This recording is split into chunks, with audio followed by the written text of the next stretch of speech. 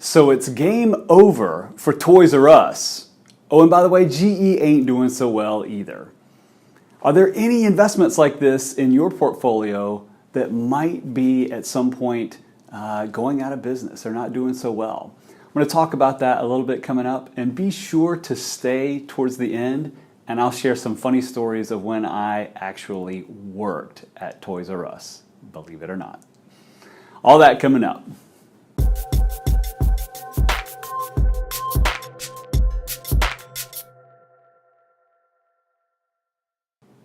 Hey folks, I'm Patrick King with Transformative Financial. Here on this channel, we help people make money, keep money, and feel more financially secure along the way. If that sounds like something that you're interested in, I'd love to have a talk and see if it's a good fit. My phone number is 404-500-9261. My email is patrick@transformative-financial.com. But today, Toys R Us is shuttering all of its stores. I think it's happening either today or this weekend. There are going to be a lot of empty, giant toy stores very, very soon. So, there's certainly been a lot of nostalgia around Toys R Us that I've seen lately in the media. But it just goes to show you that companies, even though you might think that they're an institution, they might be around for a long time, and maybe they have been around for a long time, but they can fail. There are plenty of enormous companies throughout history that are no more. Toys R Us is just the latest example of why one stock, one company, it can be a dangerous investment sometimes, even if you think it's a company that's going to be around for a long time. And just to kind of give you an example, the Dow Jones Industrial Average, which is a collection of the 30 biggest companies in the United States that are publicly traded. So we're talking big companies here. The original Dow Jones Industrial Average, I think, started back in like the 1890s. And some of the companies that were in the original Dow Jones Industrial Average, the 30 biggest companies in the U.S., were the American Cotton Oil Company, the Distilling and Cattle Feeding Company, and one more that I love is the National Lead Company, because we all needed more lead, right? So, of course, these companies have been either sold off or purchased or dissolved into other companies, throughout the years.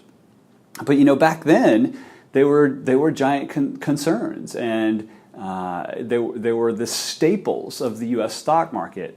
So it just goes to show you that over time things change.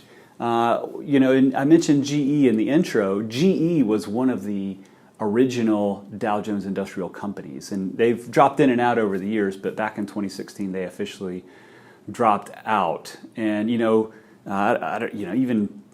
as recent as 10 years ago, I remember being in business school, and I think it was more than 10 years ago at that point, but Jack Welch was the darling of B schools around the country, and now here GE they're in trouble. They've got debt up to their eyeballs, and they're divesting parts of their business in order just to survive. And so, even like a 10-year period or a 15-year period, let's say a 15-year period for GE, things can go from like looking really good to we're just trying to survive. Again, when it comes down to the financial crisis, we're talking about General Motors went through bankruptcy, from the Charlotte area, my hometown area, Wachovia didn't survive.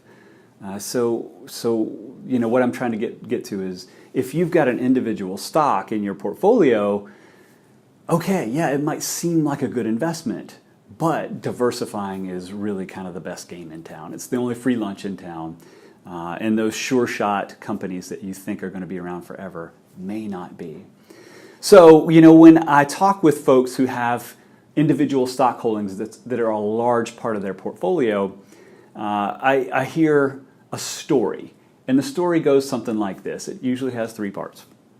Part 1, hey, this company is doing so well. Or, hey, I know/like this company. So, okay, now you're playing favorites. This is what's called active investing in a lot of cases where you're picking a winner like Coke over Pepsi or whatnot. So that's how it starts. I'm going to put my money into this one company. And then step number 2 in this story that I hear is one of the following things. It could be, hey, I've got a bunch of gains in this stock. So I don't want to sell and diversify. I know it's really grown, but I don't want to sell it because I might have to pay taxes on it. Well, for that story, my response is usually, hey, I'll be happy to pay your taxes if you give me the gains. If you've had the stock for a while, you're going to pay 15% capital gains taxes for long-term gains. That's the best deal you're going to get from Uncle Sam. I say you take it and run. Or at least put a plan together to slowly divest and take those gains over time. So the second version of step 2, what I hear is, hey, the stock is down, but I know they're a good company. So I'm going to hang on to it for a while. This could be good. It could come back. It could circle the drain at some point. So now we're talking about a psychological phenomenon known as anchoring, where I bought in at $50 a share. Gosh, it's all the way down to 20 now, but it's worth 50 in the back of my mind. So I'm not going to let it go until it gets back to 50. That's a psychological mistake a lot of folks make around investing.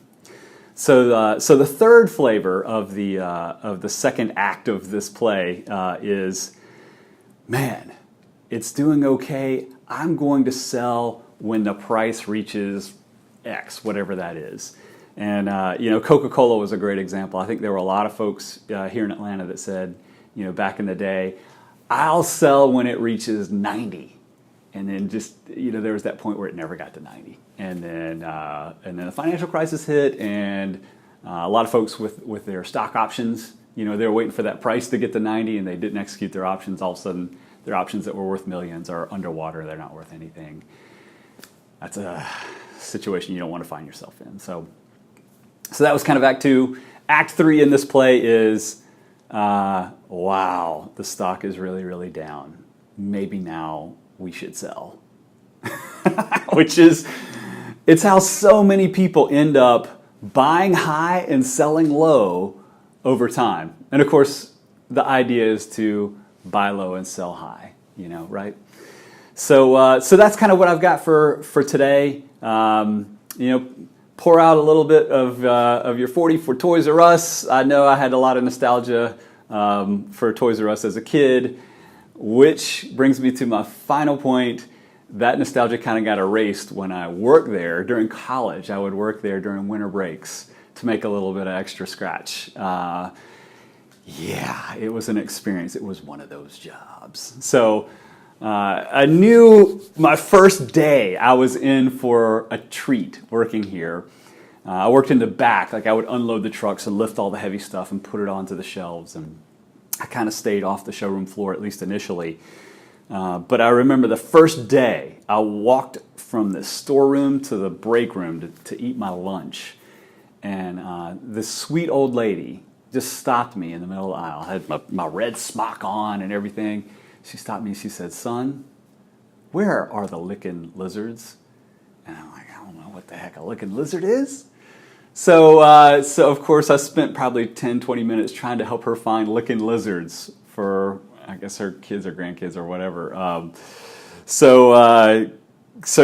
knew I was in for something there. So lesson number 1, day 2, I took my smock off before I went on my break. But I do want to share a couple of more stories. The music, that Toys R Us jingle that they had, the audio loop in the stores was probably only about 30 minutes. So if you were there for 9 hours, you were hearing those songs in your sleep. It was kind of crazy. And I don't know if it was contagious to some of the customers or not. The first one that just really pops into my mind is, and this is Christmas Eve, a gentleman comes in and he's looking for some walkie-talkies for his kid. Okay, sir, we've got walkie-talkies in two places. There's the electronics, and then there's a section of toys where we have some more toy-like walkie-talkies. And I walked him to the different areas of the store, and yeah, he was looking for the Fisher-Price walkie-talkies, not one of the 5 other different options that we had. So, I'm saying, sir, if we don't have it on the shelves, we don't have it. We've got a team of people that come and work. There was a graveyard shift. They would come in at midnight and work until like 6 in the morning, restocking shelves. And I'm like, if it's not here, we don't have it. And evidently that was not a satisfactory answer for him. So after threatening bodily harm, I just turned him over to the store manager, and I just let someone who was being paid more than minimum wage deal with that problem.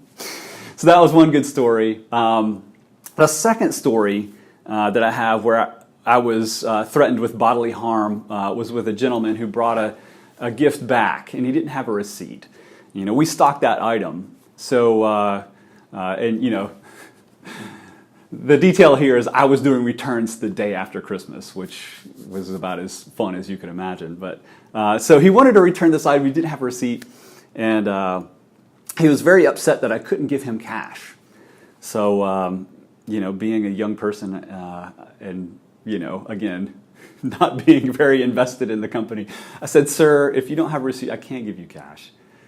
But I can't give you dollars. I can give you Jeffrey dollars.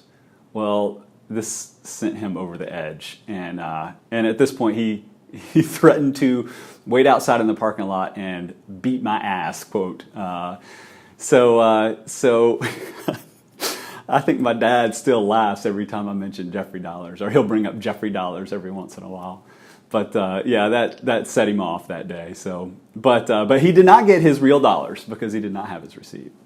And then finally, I think my favorite story about working at Toys R Us was, like I said, I worked back in the stock room, and we sold these like Little Tykes Step 2 plastic things. And I mean, you could buy these just elaborate like yard play structures.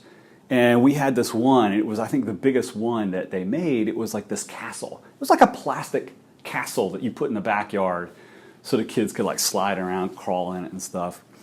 And I was actually stunned that they could put all this stuff into this one giant box. So I'm like, getting the big fork truck and I'm, pulling this thing out to the front of the store to meet the customers out there and help them put it in their vehicle. And there were 5 of them there in the family, so it was a group decision evidently. So they roll up in a Geo Metro, 5 people, and they looked at me and they looked at the box, and they said, "That's just not going to fit in the car." No joke. So they had to go borrow a truck, and I just thought it was funny that they were probably in the smallest car you could buy at the time, and they thought that somehow they were going to get a plastic castle into this bad boy. Yeah, Toys R Us. That was one of those jobs. That was my job. I didn't work food service. I worked retail, and it was a doozy. But yeah, that's what I've got for today, folks. If you've got some individual stocks in your portfolio, and you'd like an opinion about what to do with those to maybe get rid of some of that risk, that single company risk, give me a shout. And until next time, that's all I got for today. If you like this video, click like, please subscribe. Thank you so much for watching, and until next time, cheers.